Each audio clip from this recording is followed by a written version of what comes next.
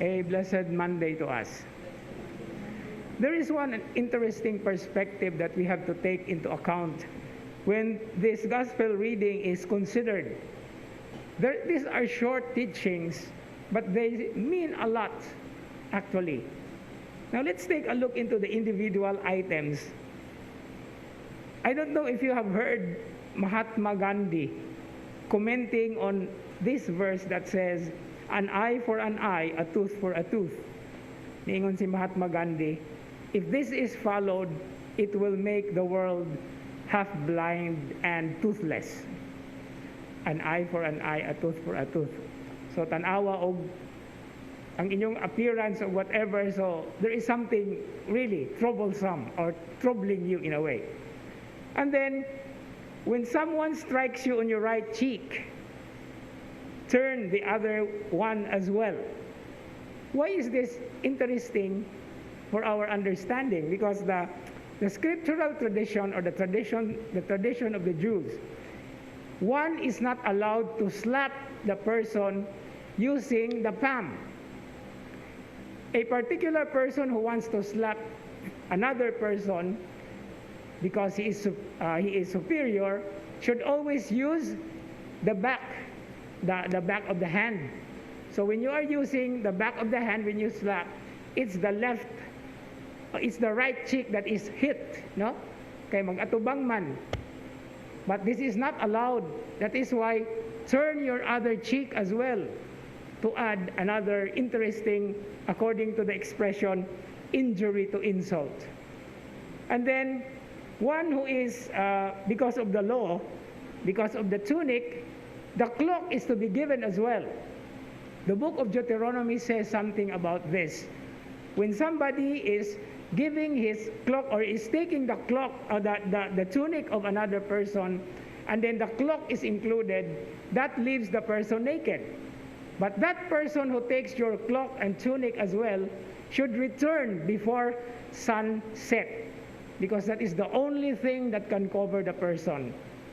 And then finally, as we are familiar with the saying, do the extra mile, it is actually an interesting, slight or subtle, what we call insult.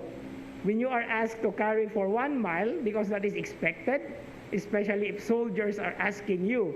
But if you give another mile, that's already something that is beyond what is actually the considered or the agreed terms. And so what is this trying to tell us?